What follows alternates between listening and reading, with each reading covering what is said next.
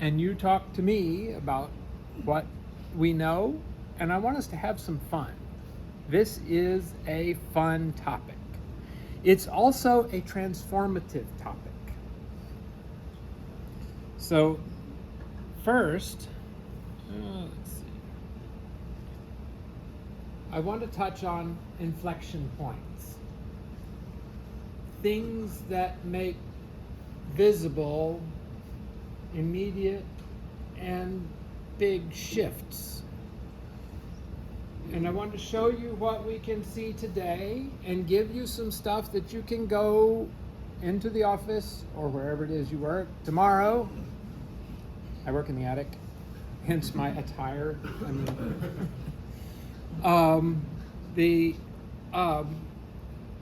And show you some things you can put into practice tomorrow to save, at the very least, tens of minutes a day. And, you know, tens of minutes a day is not anything to shake a stick at. I want to talk a little bit about how ChatGPT works. I am not going to get in the weeds. You will not need a math degree to follow. If you want that talk with the math degree, we can talk about that, and I might actually drag that out, but today is not that day. I want to talk about its limitations so that you don't go off tomorrow and try to do something absolutely impossible. And rather you save your 10 minutes a day or tens of minutes a day. And then we'll go through some of this programming. We'll do a couple of programming exercises. And then I want to spend a fair amount of time talking about the future of AI, and particularly as relates to programming, but it blurs really quick when we look into the future. We start with a transistor, or a vacuum tube if you prefer ENIAC. We start with a transistor.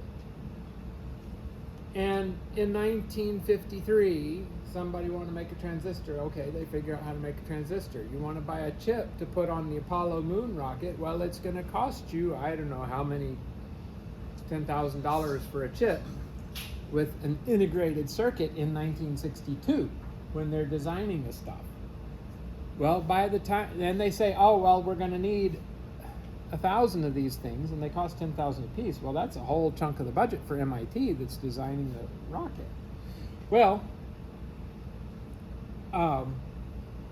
they put in the order. They say we'd like 10,000 of them. They say, okay, that'll be $2.50 a piece, $2.50 a piece, because the price kept coming down, because the technology kept going faster, and it went that fast then, and it hasn't really slowed down a whole lot. Moore's law has shown us a lot of transformation. If you find the topic of the moon and technology interesting, you'll enjoy the book One Small Step. It's all about the technology behind making that small step happen. The next really big inflection point that I want to call out is the internet. So I gave DALL-E 2. You all heard of DALL-E 2? Yes? No?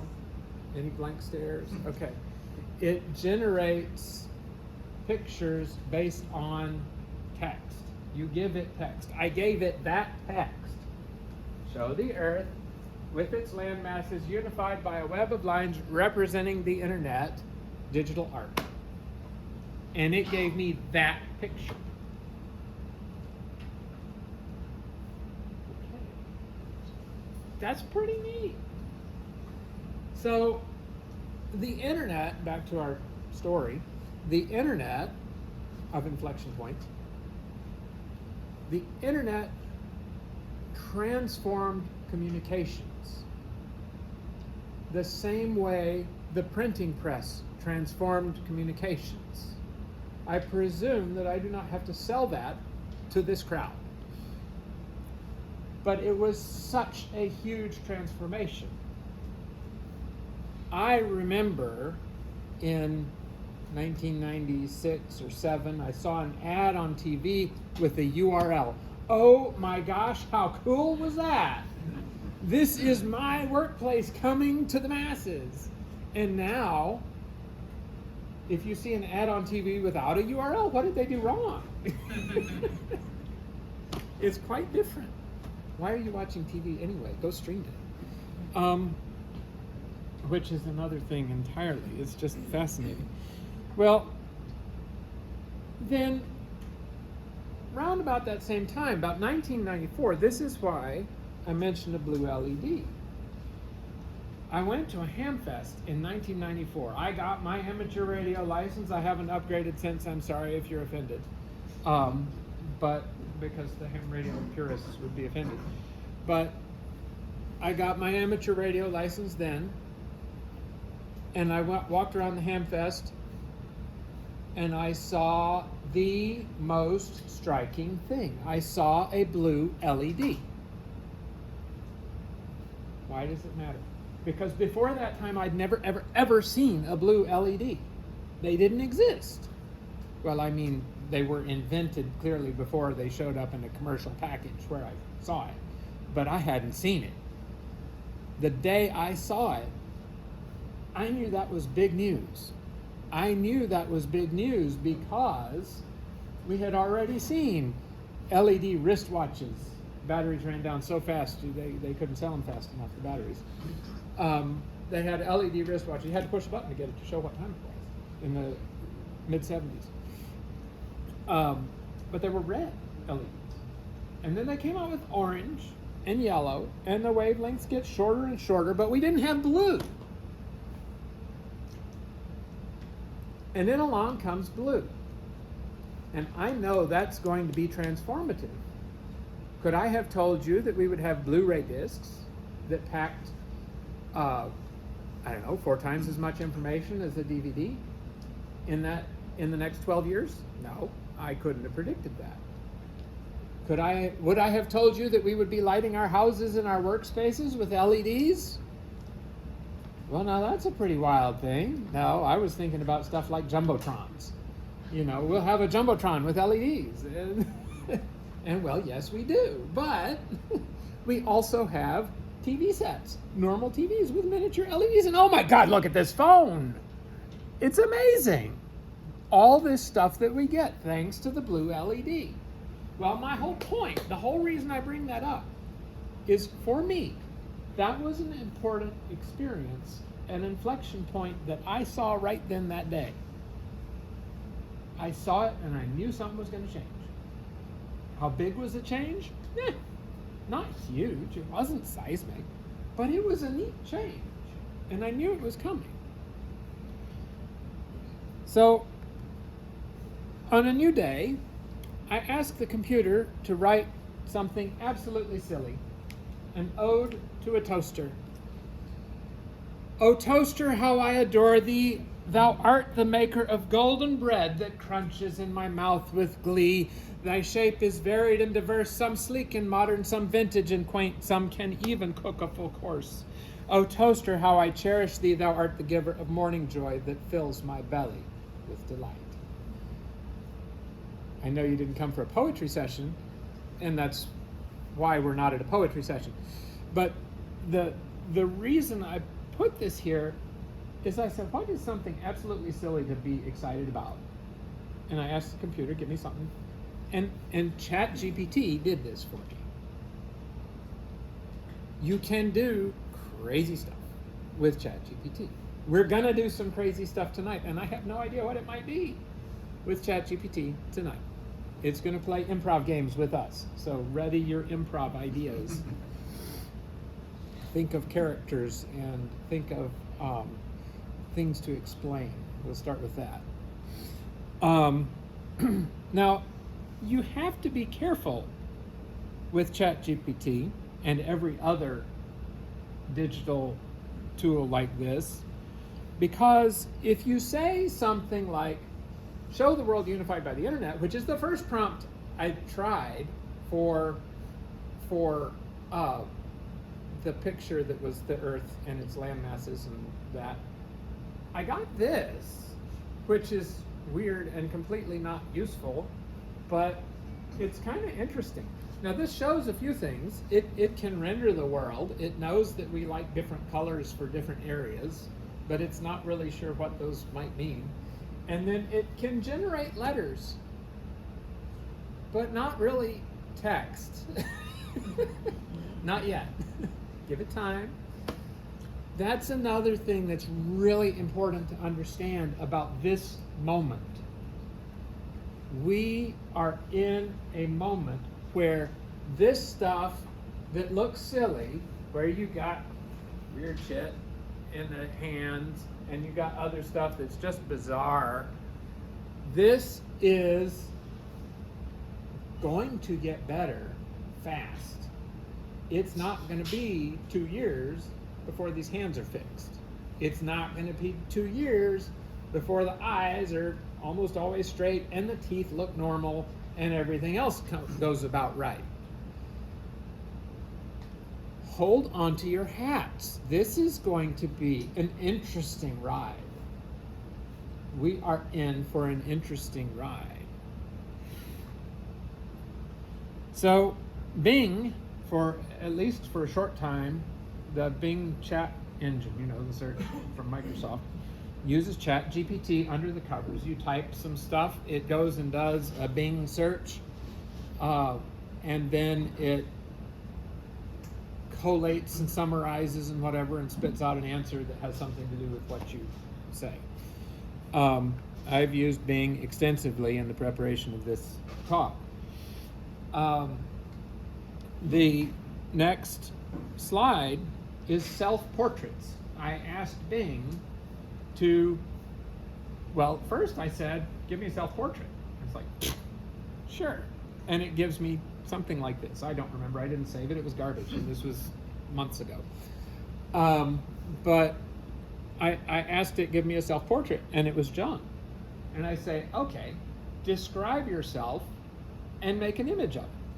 Describe, and that didn't work. I say, describe yourself with vivid imagery and make an image of it. And it said, I'm sorry, I can't draw that. What did I ask for?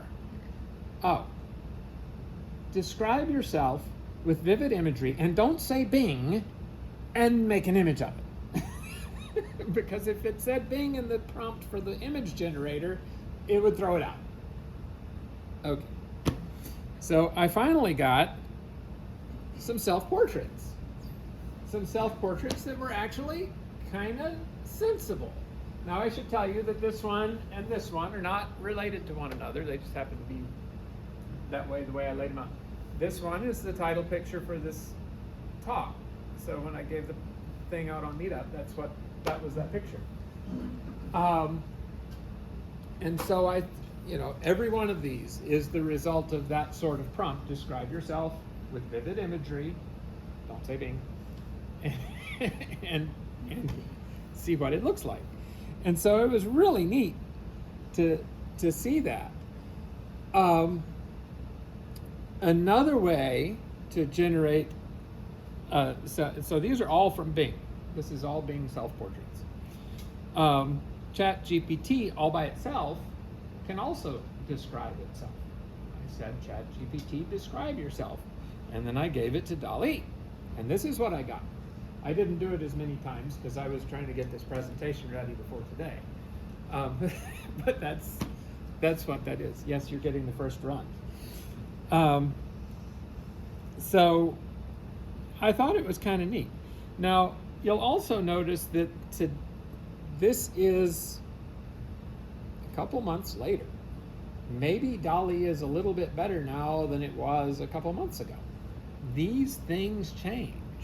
And if they don't change, they will be overtaken by the competitor that does it better. That is exactly how this works. We have seen it with COVID. We have seen that COVID spreads and spreads, and then we get a new variant, and the new variant takes over. In the same way, we will observe AI evolving. We will observe AI developing, because what happens is people put out models, open source models. They leaked the training models from Facebook's generative pre-trained model, and the result is that all kinds of people get their hands on this stuff. People get their hands on this stuff with good intentions. People get their hands on this stuff with bad intentions. We must be aware, because as programmers, we are on the front lines of this evolution.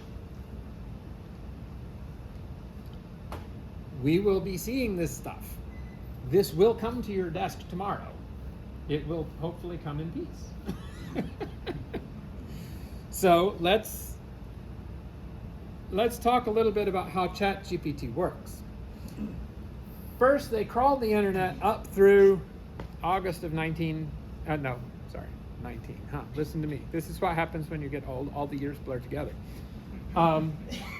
August of 2021, and they crawled the internet. They went through books, copyrighted books. They went through the New York Times. They went through I don't know what else. A whole bunch of stuff. They found all the words they could find, and they threw them in a bucket. And they said to the computer, go forth and learn. It is really not that simple. But suffice it to say, for today's purposes, that's what they did. They take a language model, which they build off of that text. They say, look at this, find tuples, find triplets, find the most common words, the next most common words, find interesting topics that run together, clusters. K means clusters of things that relate to one another. Get some ideas out of this is basically what they say. Now, when you say get some ideas out of this, and the entity to which you say that has no idea what English is, it has to start from scratch. So it does. It starts from scratch, and it starts by understanding all of this stuff. You need a couple billion examples of text, and then it suddenly becomes smart. Because you have all that text. Well, now, think about it. It's not all that different than what you and I did. We started with really simple books. The apple is red. The airplane flies. Oh my gosh, this is so cool. And the train goes toot toot. Woohoo! This is the stuff that thrills toddlers, and this is the way you learn language. And then hopefully your parents read these books to you when you're little, and then you learn that, and then you learn to read, and you think this is cool, and then you do more of that, and then you get a degree. And then suddenly you know more about programming than anything else, because that's why you're in this room. But the idea is you learn to read, and you learn to program by reading. And the computer learns by reading now. This is how it works. The computer learns by reading. So they have a fine-tuning model and a supervised model. The fine-tuning model is to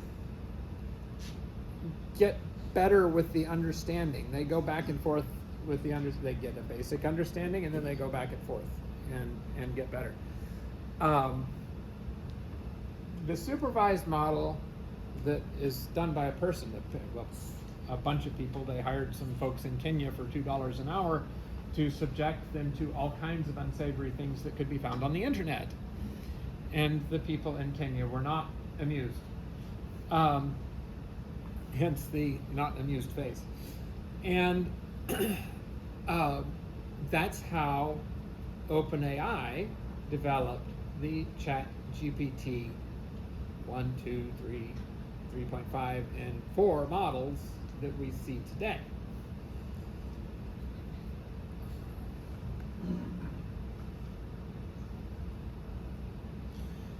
So I did promise some improv. So I want to play, the first game I want to play is called Excuses. So I want you to think of a circumstance, something you want to lay blame on the computer for. It could be it's broken. It could be it was late to this presentation. It could be anything. anything at all. Make it up, shout it out. I'm going to type it in and see what GPT says about it. But first, I'm going to copy this prompt down. I'm listening.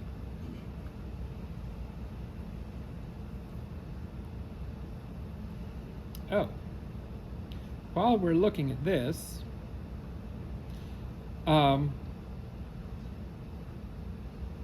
music that we started with is all AI generated.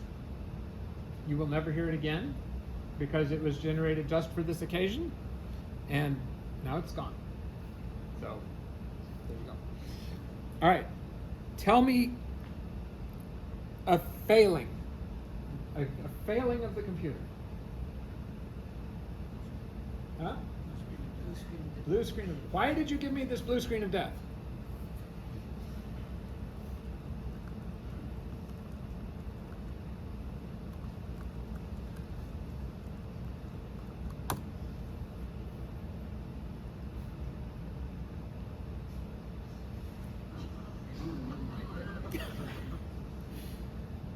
Oh, that wasn't my fault. It must have been the experimental AI algorithm I was testing for optimized cat video viewing. It appears there was a minor glitch in the code. I'll get that fixed right away. All right, how about another one?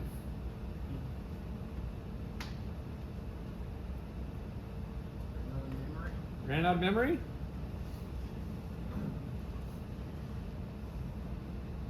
All right, I'm going to phrase this differently, see if I can trip it up a little bit. I'm not trying hard.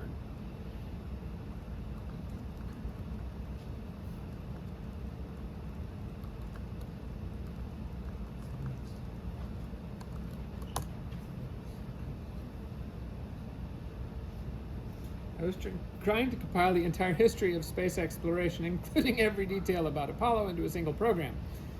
I guess I got a little carried away with the data. Let me scale it back and optimize it for you. It is good at this. If you want to create stuff, oh, incidentally, it knows a little bit about me, and that I like the Apollo stuff. I mean, Skylab was an Apollo thing, and NASA did the Apollo stuff, so I mean, yeah. And I have a Saturn V sitting behind my desk where I sit in the attic. So, yeah, so that's how it does. I told it a little bit about me. It filled that in here because it knows that. All right, so that's good. Let's move on to the next game, which is, let's see, it's on the next slide. So I'll just go over to the slide and get the prompt. If I can get the focus in the right spot.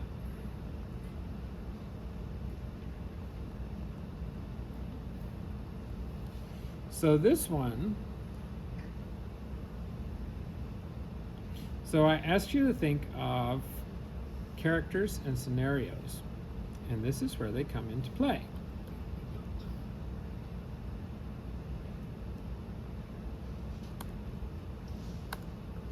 All right, so this is an improv game, so this is all theater stuff.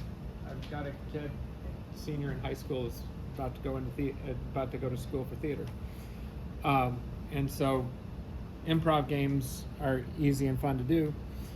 And one of the games that they play is called hostage, and the hostage, in this case the computer, has to do whatever we say. This is the normal case of things. But something to explain. What's something to explain? Quantum physics? I mean, why not? And a character.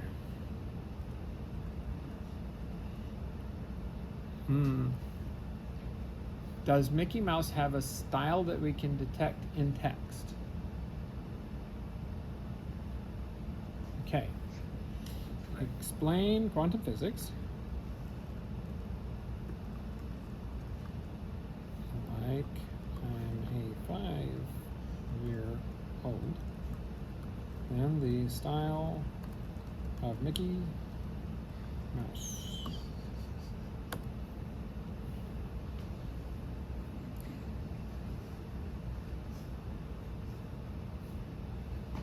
Yep.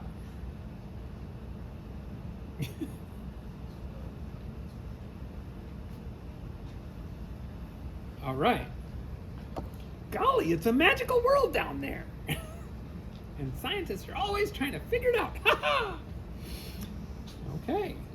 So it got that. It did better than I thought it would. The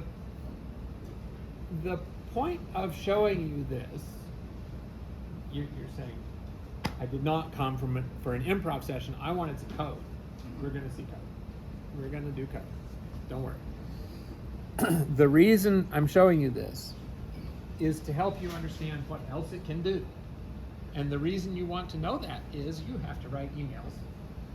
You have to compose stuff all the time to send to so-and-so or whatever else. You can use this to help you write stuff. You can use this to entertain yourself. You can write a morality tale for your 12-year-old who never takes the garbage out. If you don't like Shel Silverstein's Sarah Sylvia Cynthia Stout, who would not take the garbage out, write a poem in the style of Shel Silverstein and describe the terrible calamity that befell her for not taking out the garbage. So I have asked it to write a morality tale about my son who won't stop playing video games. You know, and the tail grows out as a USB plug, and the ears turn into controllers and whatever else. You know, he turns into a video game machine. Did it work? Yeah. Yeah. Did a great job with a minimal prompt. So it can do that. It can do writing for you. Now, when I show you this, this is to, I want to unlock your mind. You came here thinking we're going to learn about programming. I know this. And we are. The reason we're doing this is to see that it is so much more than programming. This is why it is transformative, because it turns the computer into a thing that can be interacted with almost like a human. Used to, you had to go to college and get a fancy degree to program a computer. No more. If you want to write hello world in any language under the sun, maybe APL is weird because it's not Unicode or something, I don't know. But it can do it. So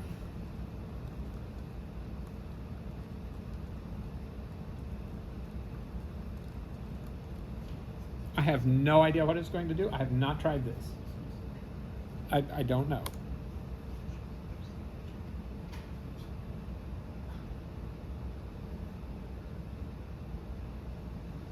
So it gives me a qubit with probabilities.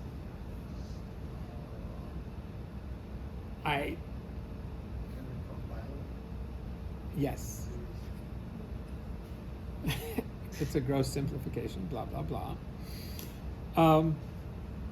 So it can do things like this. It gives you this code. Now, your question, can you compile it, is a very legitimate question. Because, A, yes, it almost always compiles, although I have noticed mismatched parentheses and silly things like that. Does it always work? No. It does not always do what you want. You have to look at it, and you have to think, even if for 5 seconds, 1 second, is this doing what I want it to do? You must come at it with a critical eye because it will give you crap. So I copy the code, and then I used to have the IDE open.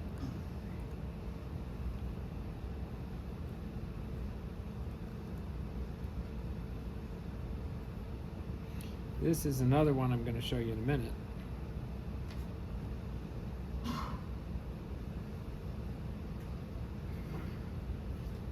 Get this jug sandbox.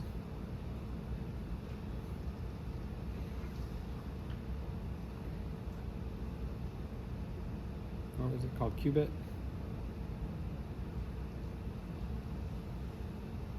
Come on.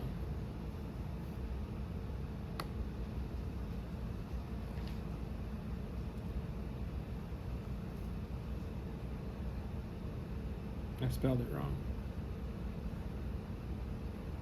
Oh, I'll rename it.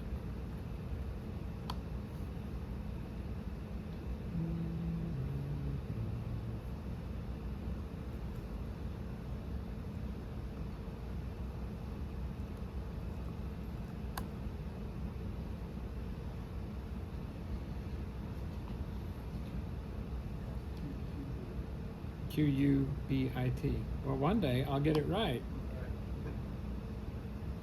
I'm glad there's lots of eyes on this because that's how we fix things fast.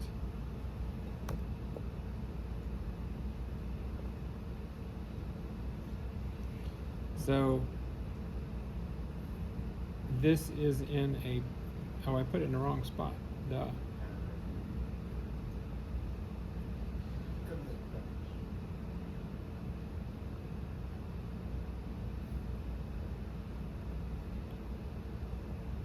Well, it compiles.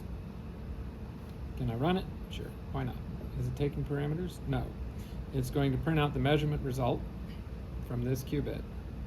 Does it work? I don't know. Measurement result was 0. Does it give me 0 again? Measurement result was 1.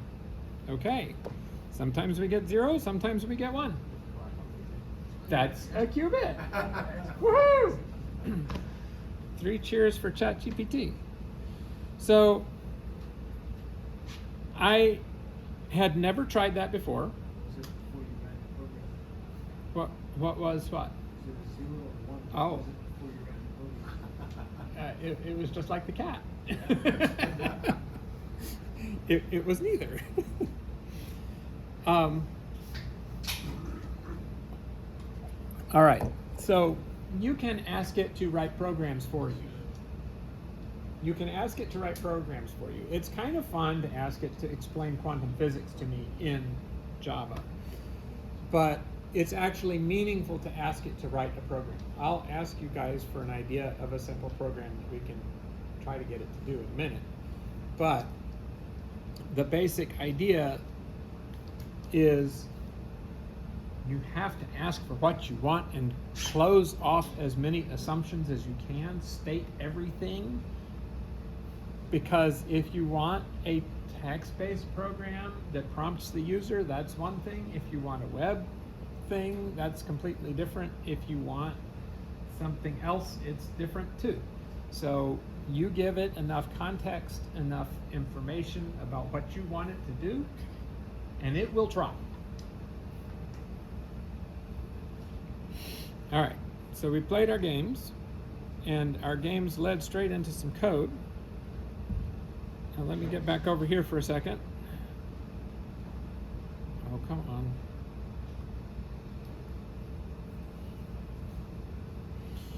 So we've done this improv, and then we did the improv for programming, and we can do some more of that, but I want to look at this first. Open. So this is, I think this is Python, but the idea is you have this chat completion. This is the API. So if you want to ask it by chat to write some code for you, you certainly can. It is easy. You just saw me do it. The only prerequisite is you have to log in with an email address. That's the only prerequisite. So I gave him $20. I can use ChatGPT 4. It's $20 a month to use ChatGPT 4 with plugins and some other cool features. I gave them the $20 because I said, I want to see what the fuss is about. And I haven't been disappointed. Will I keep paying this? I have no idea. But, it's all right for now. With the API, you can tell it which of several models you want to use. Some give faster responses, some give more accurate responses. You give it a message, And you give it a series of messages, and these messages describe a chat. The messages describe role. So the role is for every message, and then it says system. Well, this is just guidance for what's to come. System says, you are a helpful assistant. All right. If you use text like that, you are a helpful assistant, you can tell it, you are an expert programmer. You are an OOAD fanatic. You are whatever. And then it will cough up something. You can ask it to generate dot files if you want to go make your GraphViz graphing thing. You know what I'm talking? Anybody know what I'm talking about, or am I just too old?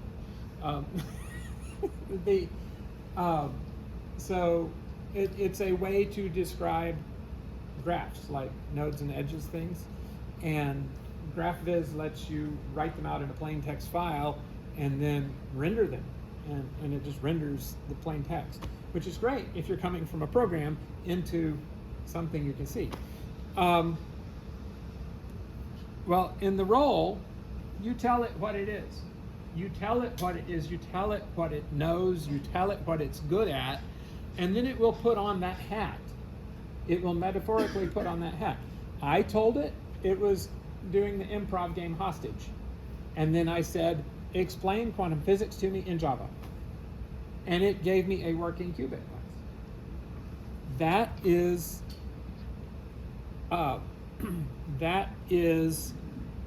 setting up the scene. Setting up the scene is you're playing the improv game Hostage.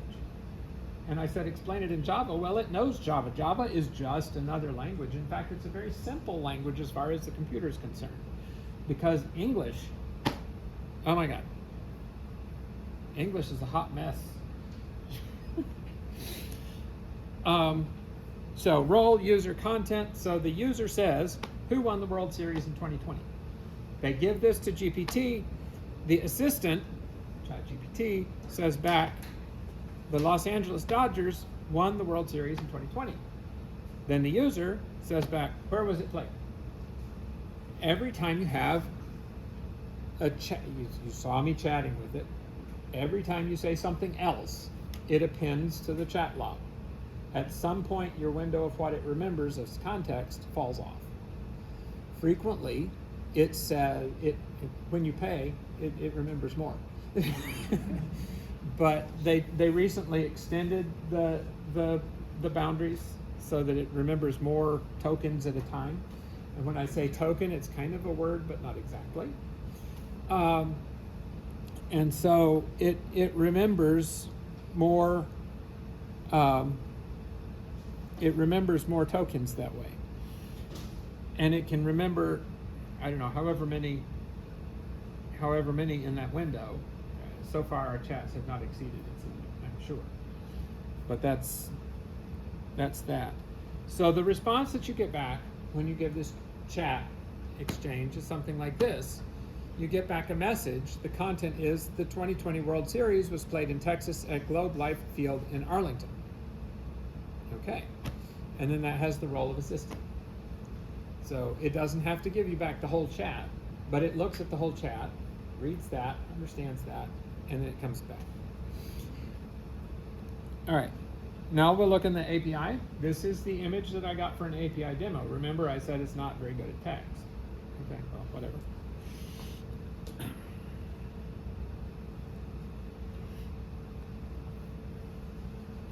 So this is the little demo that they give for whether it's not very complicated. I want to show you a few things here. One, I want to show you kind of what you can do with this from a download level. Here's where you're going to save, this is also where you're going to save your tens of minutes a day, as if you won't save them from the chat.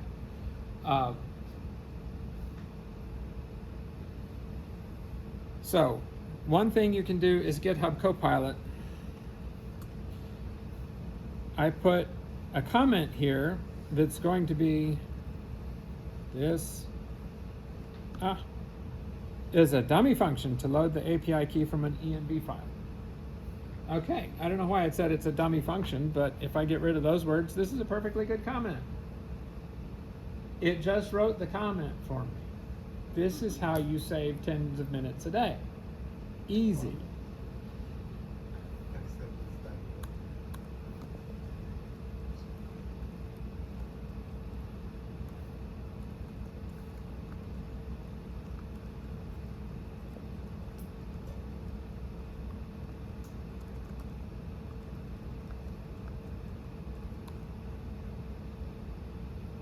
Audit.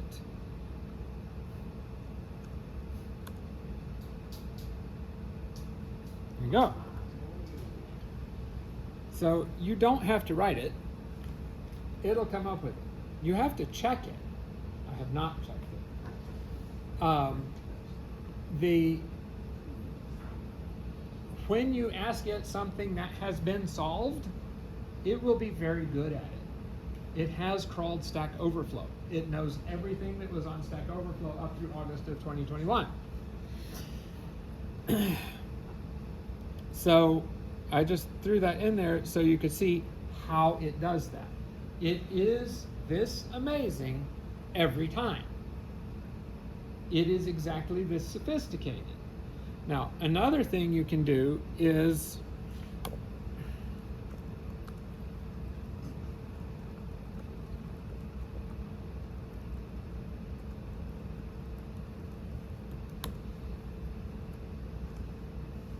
prime numbers are useful for cryptography because they are the only numbers that can be multiplied together to get another number.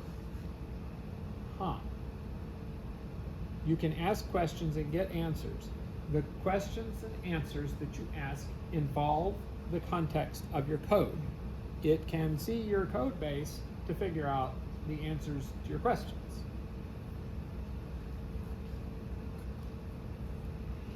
So you can have this question and answer flow. So that's pretty neat. All right, now I did have to put in the environment file so that I could have my API key. This is not actually going to give us the weather because I didn't hook it up to an actual weather service, and we might be here a long time if I try to do that. I might be able to write a comment here and say, hey, I want you to hook up a weather service to this instead of this dummy thing. But we'll get back to that later.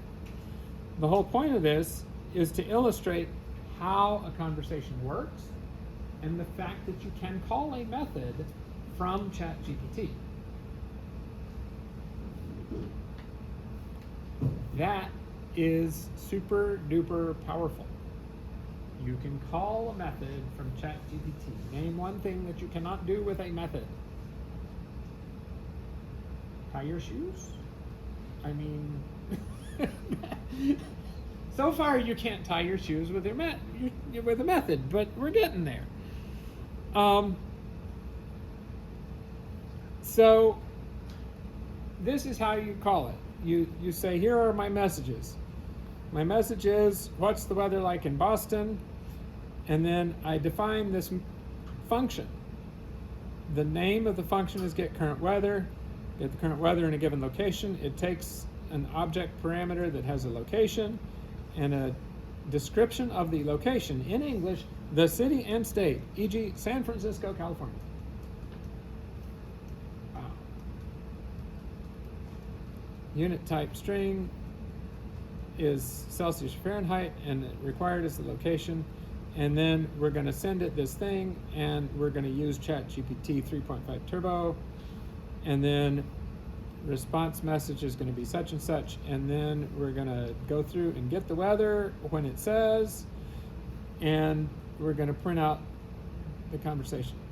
So if I can find my run button and break it good. Nope, there it is.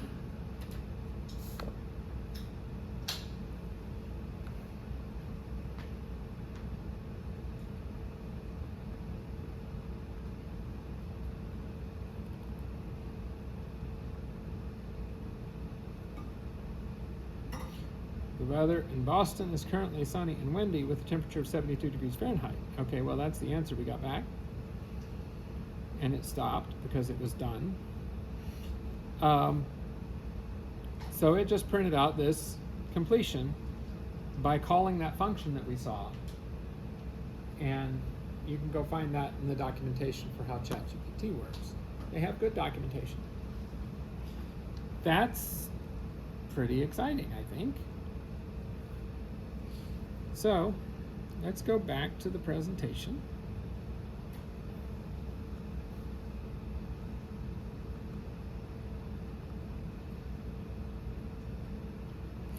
Here are some limitations. It is an awful lot like an intern. And I don't mean anything negative about interns, but I mean that just like an intern, it's going to make mistakes. Just like an intern, it's going to make assumptions that don't work.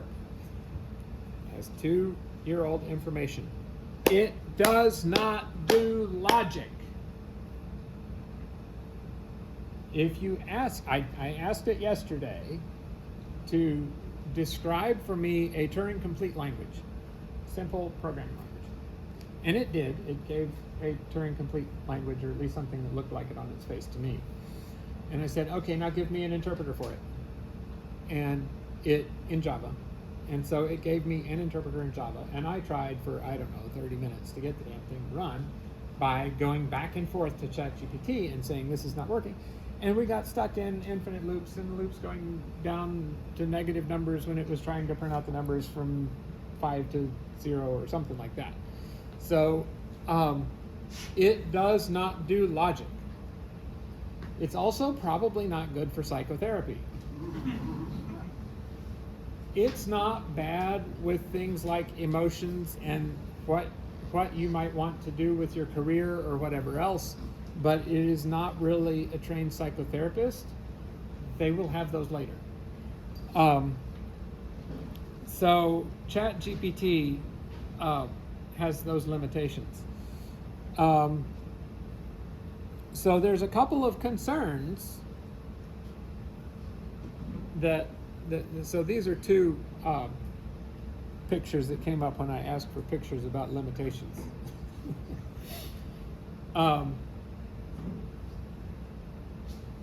Copyright is a huge concern. The New York Times is suing OpenAI because they used the New York Times for training. Well, the way I look at it is I have also used the New York Times for training. I can tell you stuff that was in the paper today, and more yesterday because I haven't read much today. But I can tell you about stuff that was in the New York Times. I can also tell you about stuff that was in the Washington Post, and I can tell you about stuff that I read 30 years ago, most of which has slipped out of my head. But the point I'm trying to make is we are also trained on these materials in a similar way. Cite your sources. Oh my gosh. And I'm not telling you to cite your sources, I'm kind of telling ChatGPT that's the problem. If ChatGPT forgets where it got the information, if it didn't get it from multiple sources, this is slightly problematic. Then it starts plagiarizing and it's coughing up the words that are exactly the same as it got from that source. Now, how did that happen? You get on your phone and you play the game. It is, finish this sentence. I came to try Jug tonight because, click the middle button and finish the sentence, right? It's going to say something funny. It's going to say something ridiculous. That's how this thing works. It's the same thing, but it's just scaled up by a factor of 10,000. It's got a larger vocabulary, and it's got a much better concept of what comes next, and it's got a much broader scope of tokens that it's looking at to make that prediction. That's why it's so good. It predicts what comes next. But that's how it works, and that tells you what its limitation is. I ask it for a function to give me prime factors, that is in every computer science 101 class. It is in class notes all over the place. It is in Stack Overflow in 600 questions cross-linked. It's everywhere. So when I ask for a function for prime numbers, it's got it. So is every other named algorithm, every kind of sort, every whatever else you can get it. And I asked it, how do I load the file into a dictionary? Because I didn't care to write the 5 lines of code and go look up how to do it, because I can't remember everything about every language all the time. So I said, give it to me, and it did.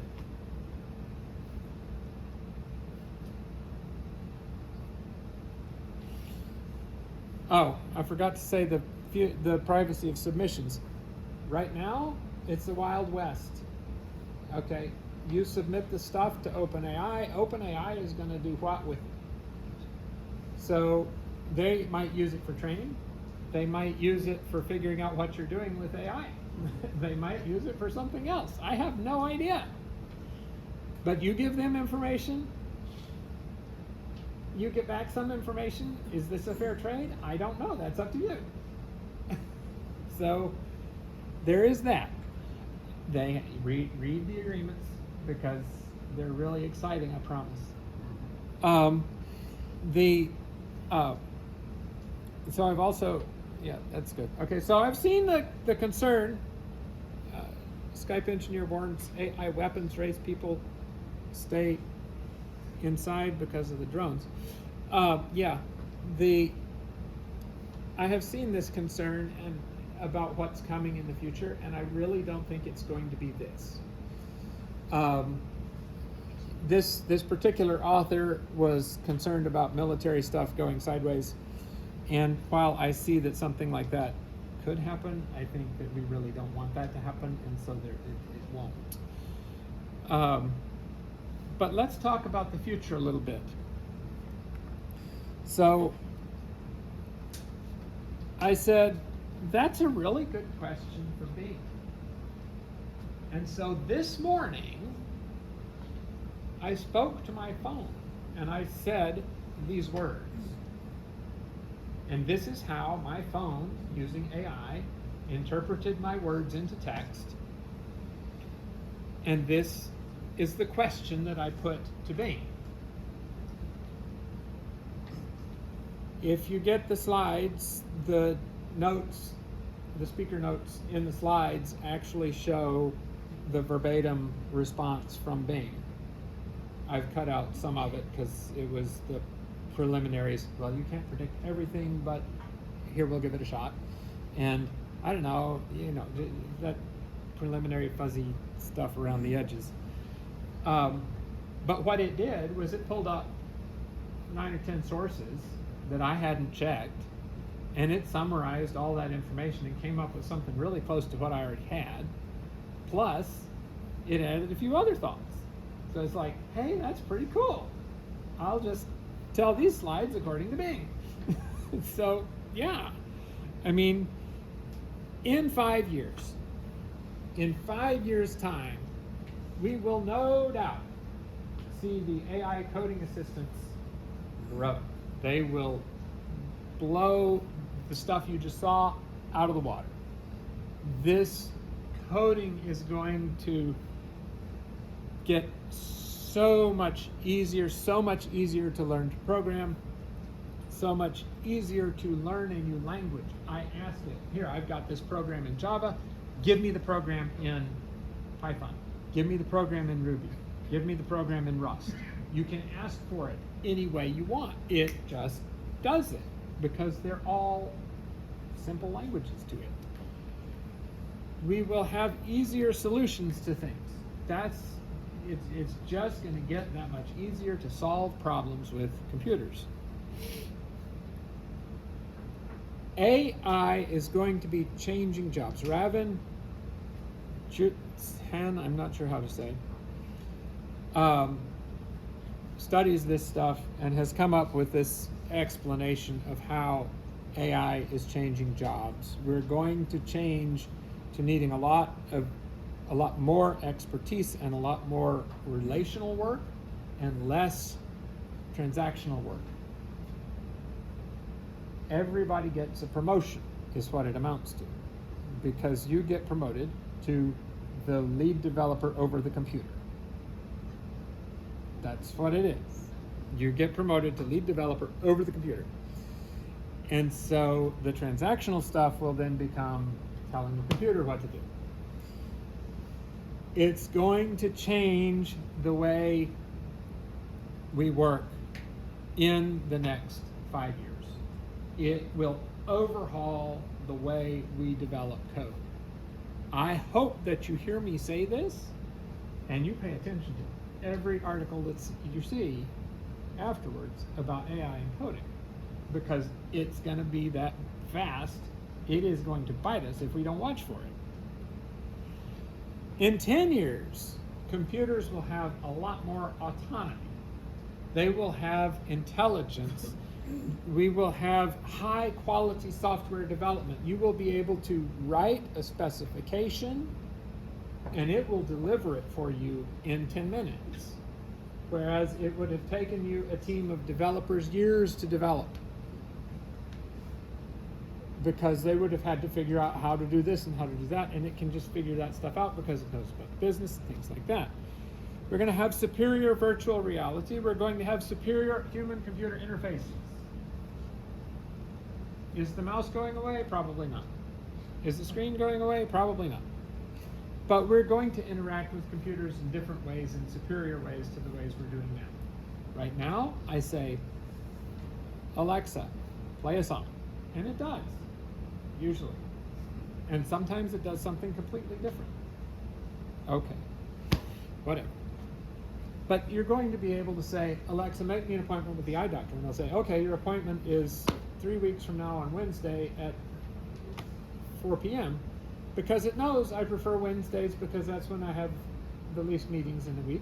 And it knows that I prefer ends of the day rather than in the middle, so that I can just finish my day and go off to the meeting.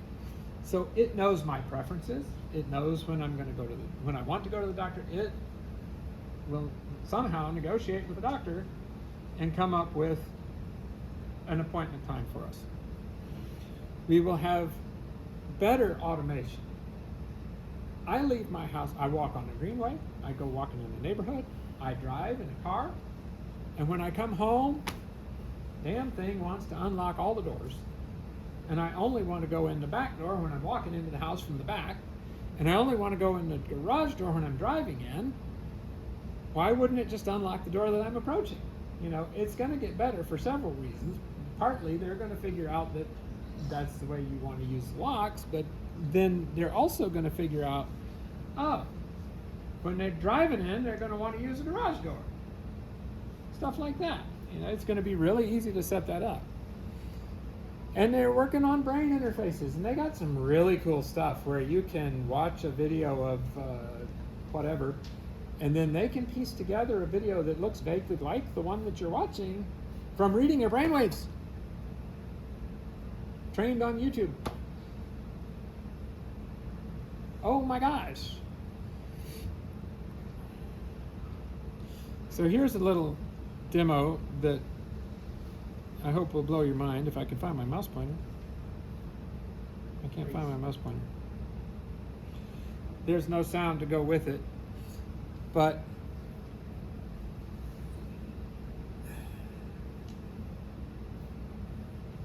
bring me the green star. And then this robot identifies, reaches out, grasps, and retains the green star. Oh my goodness, this is something else. The machine, the robots that you have seen on assembly lines have been very meticulously programmed by trial and error. Move the arm 4 centimeters this way, and then 2 centimeters this way, and then do the thing, whatever it is. And all of this meticulous manual programming now GPT can speak in code to the robot. GPT can instruct the robot how to behave by translating the English into a sequence of commands that solves that problem. Today, this is becoming our reality. In 10 years, you're going to see a lot more of these kinds of robots that can do stuff. In 20 years, forget dishwashing. Everything's going to get automated. Driving, shipping, flying, cooking, accounting, construction, farming, sewing, assembly, vacation planning, all these things that to me are drudgery become automated. When I say shipping becomes automated, I mean if there are trucks on the highway, there's not going to be a driver in them. They can just drive all night, all day. Whenever they need gas, they pull off and fill up their own tanks. However they do that, I don't know how that works yet. But I mean, this is it's a very solvable problem in the space of 20 years with the technology that we have today. This is coming. We have questions for the 20-year time frame. Who is at fault when something goes wrong? When the driverless car has an accident, whose fault is it? And that's a terribly interesting question, and I don't have the answer. Right now, the answer is the driver. And there is an actual driver in most cars that are driverless, and that driver is liable for whatever the car does. So if it happens to slam into a fire truck that's parked sideways across the road, because that has not been in the training yet, that's just what happens. It's the driver's fault. Who owns the product? So this is a real question. Who's liable for harm is a real question that we have today, but it's going to change. The gravity of the question is going to change as we remove the drivers completely from the cars. There are completely driverless taxis in San Francisco and some other places, and they have solved that problem somehow, but I don't know about that one yet. Who owns the product? Who owns the result of asking the computer to describe quantum physics in Java? Who owns this image? Do I own the image because I made it and I put it in a slide deck for this presentation? Or did I actually make it? Or did I just give a prompt? I did give a prompt, and the prompt was wordsmithed with skill. I will argue that this is at least as, it requires a certain amount of talent on par with photography. And I say this as a photographer. I've taken professional photographs, so I know about light and exposure and bokeh and all the other stuff. I say it's on par with photography, and yes, the person who prompted for the stuff should get the rights, but there's a federal judge who disagrees with me and says that AI-generated art cannot be copyrighted.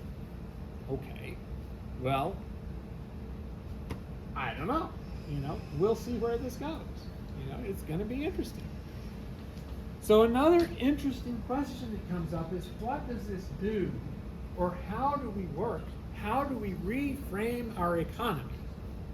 Our economy is based on the idea that we need people working their butts off. Our economy is structured around people having to work. If you have enough money, you don't have to work. If you have, nowadays, around about $2 million, you can just quit and live off the interest that you might get off of your $2 million. If you got $5 million, you can have it nice, and you can just quit. But if you are not so fortunate, you have to work. The economy will change because we don't have so many jobs to fill the things, because we don't need drivers and delivery people and airline pilots, and we don't need cooks, and we don't need accountants, because the computers will do all that. How's the economy going to change? This is an interesting puzzle. How do we protect human rights and values as the computers become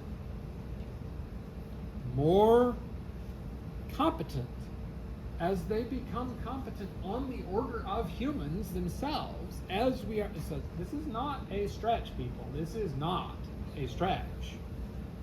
You bolt a few models together. You bolt Wolfram Alpha. You know, y'all know Wolfram Alpha? You go there, you type in your math problem, and it gives you the answer. You type in any math problem you like, and it gives you the answer. It is badass for math. Go there. You tie that together with ChatGPT, which, by the way, you can do with a plugin on the paid version. And then suddenly it can do math, and it's better at mathematical things. Well, I didn't try to use Wolfram Alpha in conjunction with the thing to write the program. That's another story for another day. But that is, you know, it's going to get there. You bolt on a little bit more and a little bit more. We've got the language center. Now we need the logic center. We need more memory. We got plenty of memory. Memory is just space on the disk. You just need to pull the right file out and, you know, get a file system for the for GPT. Teach GPT how to work with its file system and find its files. It's got working memory. It's got as much memory as you and I have. It can save everything it's ever done. It can file it away. It can search for it. I mean, I know how to write an index because I did that stuff at Red Hat. So we are not far from the point where a computer is as smart as a person. We're almost there. You are going to be part of this transformation, whether you like it or not, because you're sitting in this room. In 30 years, AI is going to be smarter than people. AI is going to be able to merge with people. We might figure out what the whales and the dolphins are saying. I have no idea. Because if we can monitor our brains, can we monitor their brains? Can we figure out what the dog is saying when the dog is barking? I have no idea. I don't know. Just in the way I did not know what was coming with the blue LED, I do not know what is coming. I do not know what's coming for this. But AI is going to start shaping its own destiny in 30 years. This is going to be interesting. Oh, I'm not going there. This is as much of a stretch as I can make. So, as we have journeyed through the landscape of AI today, we've seen that it's not just a tool. It's a partner in creativity. It's a mentor for coding. It is a glimpse into a future where the human and the machine will collaborate.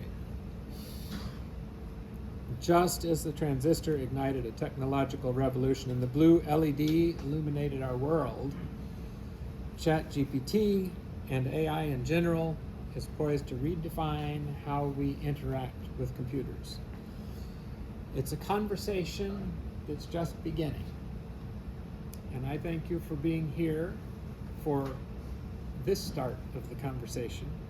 And I hope that you will explore, experiment, and engage with this exciting frontier.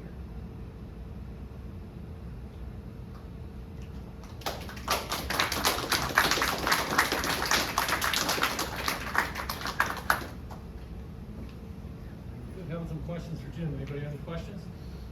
I got some answers. So, We can always ask ChatGPT. yeah? We can always ask ChatGPT. Oh, we'll ask ChatGPT. Yes. So here's my conversation with Bing this morning. the sources that it called out, some other references, some further reading, and a bonus picture. Anyways, thanks, Jim. That was great. I take all your questions. Whatever you got. Any shots? Shot a group.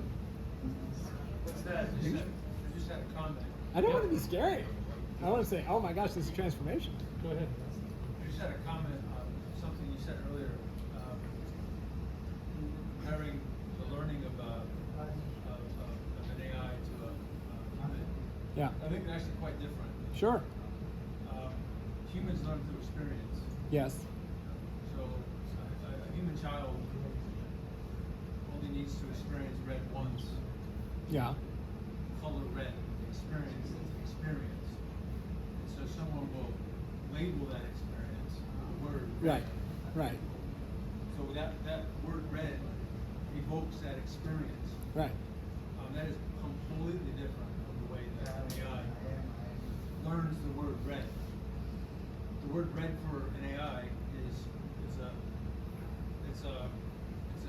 in relation to all the other words that surround it in text and where it Sure. comes in the text. Sure. And then it makes it predictive, so I don't think there anywhere, I think that what is human is going to be, I don't think an AI is going to come anywhere near that anytime soon. Yes and no. I partly agree with you, and I partly disagree. Computers, the GPT model is not going to learn by experience. It learns from training, and the training process is really slow. It is labor intensive because you've got to have people checking it, making sure it's sensible and whatever else. But since the computer can then effectively perform its own experiments to try writing a program, have it not work, get an error message, say, oh, that didn't work, yes, this is the way to fix it, it does, in a manner, learn. It learns within the very short context of its working memory of 4,000 or however many tokens, but it does learn. If it can be enhanced to use a file system to store those important tokens, to retrieve them later, then it can keep the stuff that that particular instance learned. If it can use the internet, it can go search and find new information that it didn't know yesterday, which is how I asked Bing today, what's the future? So, in part, what you're saying is quite true, that the models don't learn the way we do. But in part, what's changing is we're going to have new models. New things will come along. Things will come along that can take constant training. Things will come along that adapt in different ways. This is how Moore's Law has panned out for so many years, and this is how we're going to see AI develop, because what happens is we get to the point where somebody says, oh my God, physics will not allow us to make this any smaller or, pack more transistors onto this chip. And then somebody comes up with a completely new way to do it. Yep, we can get more transistors onto that chip. And we're going into quantum computing now. Is that going to change the way this works? I have no idea. But what I know is that there's enough uncertainty, and there are enough people working on it, and there are enough people thinking about it in different ways that it's going to change. Thanks for the feedback. Questions? More questions? Yeah. Thoughts? Go ahead. You mentioned AI generated anything cannot separate text, picture, whatever. Sure. So does it mean it's public domain from the very beginning? In the states where that judge has jurisdiction, yes. But until that case gets to the Supreme Court, no. It's still ambiguous. What about North Carolina? I don't know. I didn't notice where the judge was. You talked about people checking the AI responses in Kenya. Yeah. I was just wondering, do they check the AI's responses or the data that's actually being used by the model? In that circumstance, they were checking the responses from the AI. I'm sure that there was some scrubbing on the way in as well, but I don't know. The reason I'm asking is Particulars. like there could be wrong answers on Stack Overflow too. Sure. Who puts in the checks there? Does the AI itself do that? It can't. Right? Well, the humans that use Stack Overflow do that by voting the answers up, and that's exactly how the AI learns from it. Good question. I was wondering how much money did it cost to develop the ChatGPT? What's OpenAI's advantage over? Why is ChatGPT better? Well, like, is it more data? Why is it better? Okay, that's an interesting question, and it's one that speaks to the moment that we're in right now. It's not the best ever. It's not going to be the best forever. It's like the latest COVID variant, and so something else will come along that will beat its pants. It's just going to happen. But what made it interesting, what made its big splash, is they were the first to come up with something that could generate text on par with what you would expect from a human. And they were the first to try training with such a wide matrix. So you know how this deep learning works, it's lots of linear algebra. Big matrix, lots of features, and however many features you have. And when I was doing it at Red Hat, they were saying 100 features. A lot of features. I don't know if 100 is a big number, but okay, sure. And then you have layers, and the layers can do different kinds of processing, and once you get into the middle layers, you have no frickin' idea what it's doing. And then at the bottom, it makes its output, and that's what you take, and that's how it works. Well, you've got this layer of deep learning. You train it, you give it some reverse feedback and things like that. They said, okay, what if we make it 10,000 across? 10,000 features. And suddenly, it got really smart. So they had that little breakthrough. They've been working on this GPT, and then the press got hold of it and said, oh my gosh, this is really cool. We can write articles with this stuff. And they did. But that's how ChatGPT has become a compelling thing today. That said, Google's also working on theirs. They've got Bard, but they made theirs public after ChatGPT came along. They were already working on it. Is Bard better than ChatGPT? I don't know. They didn't let me in yet, but but it does. No, I don't think it is. no. And I have gotten some enhanced search results, which are slightly nice, but yeah. No. Yeah. So as we see that all these categories is built on the data that was created before 2021. Yeah. What if people start taking their data as private? They won't get access to everyone. Will that change activity? Will that be relevant as well? What if we make which private? So like the internet is likely available to everyone, right? Right. How about there is like if the bigger organization like government, as you said, Right. they give Says you can't have it yeah, for our can't training. Right. pass it to- So OpenAI just last week made public their settings for robots TXT, how to configure it to not crawl, and I'm sure they will lose some training data because of that. On the other hand, they may be losing data they didn't want in the first place. So it's a toss-up. That's Um, where the control is then. Right, but so there's a couple of different interesting factors that come up. One, yes, they're going to lose some data. Are they going to lose the New York Times? If they're smart, they'll work out a licensing agreement where they can use that information and just pay for a subscription. In the long term, I think it still will not go to anything, right? Like, not be able to do the stuff that we think that it can. like people are like not giving the inputs to the ChatGPT? Well, there is a circular feedback loop problem. So if a lot of people go out and write articles with ChatGPT and post them on the web, and then ChatGPT tries to train the next version on that, it's going to get weird. And then, yeah, and then we have hallucinations. So it has hallucinations now. I haven't elicited a hallucination today. But, I mean, it has hallucinations now. They'll get worse because hallucinations multiply in that scenario. So it's going to be important for its training to filter out the things that have been automatically generated. So it's going to become more important that they be more careful with the things that they select. That's an interesting challenge for how to program these But things. even Google had a server that helped because they scanned those all Yeah. those libraries and things. Yeah.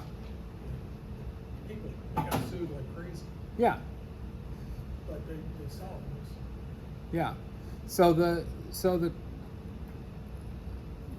one thought that I have about that, and I don't know how valid it is use what we have for GPT-4 or 3.5 or whatever.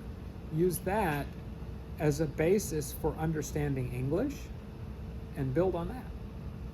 Why do we need to go retrain that? Why do we have to reinvent that wheel? It's already pretty good. That's a core understanding.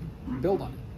No, but what I feel is like we as a human being, we see new things, we get new Yeah. stuff, and then that becomes spiral. People are interested, like the ChatGPT was not there like maybe 2 years back. Right. But now ChatGPT is a word, everyone's talking about it. Yeah. Maybe that kind of stuff will not become irrelevant if the retraining is not happening. Yeah. That's true. You have to stay current somehow. And if that is by reading the New York Times and filing it away on your file system, you can do that. So that's what Bing does. When you search on Bing, I wish I could put my phone up there for you to see, because I can't do it on my laptop. You have to have Safari, or not Safari. You have to have Edge browser, and I don't have Edge on this Fedora laptop. You have to have the Edge browser, and then you can chat with Bing. And when you chat with Bing, the first thing it does is it formulates a search for Bing. Searches the web, pulls down however many sources it thinks it needs, and then it summarizes the information for you. So it gives you fresh data that was indexed, and so it is basically that remember stuff model that I was talking about.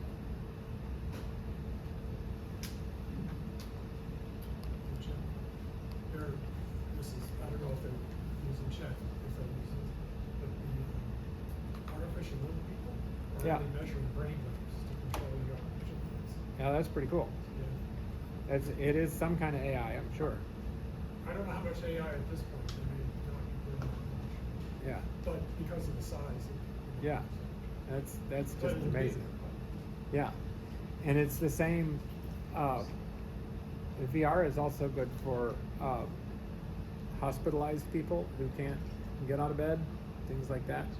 If they can see, if they can move anything, then they can experience something better than a hospital bed, and a TV tied to the ceiling. And that's kind of neat. Other questions? None. Well, before everyone leaves, we're obviously a user group, so we're always looking for speakers, right? So you have an interesting topic or something that you've worked on and stuff like that you think would be good or valuable to share with the group. We encourage you to reach out to either Jim or myself. You can go right to Meetup and send us an email or something like that, but we'd always love to have speakers. So I encourage you to throw your hat in the ring and step into Jim's shoes up here and Please do. share what you know. Please do. All right, cool. Other than that, I think that's a wrap. A little after 8 o'clock, so thanks for coming. Yeah. All right. Great, guys.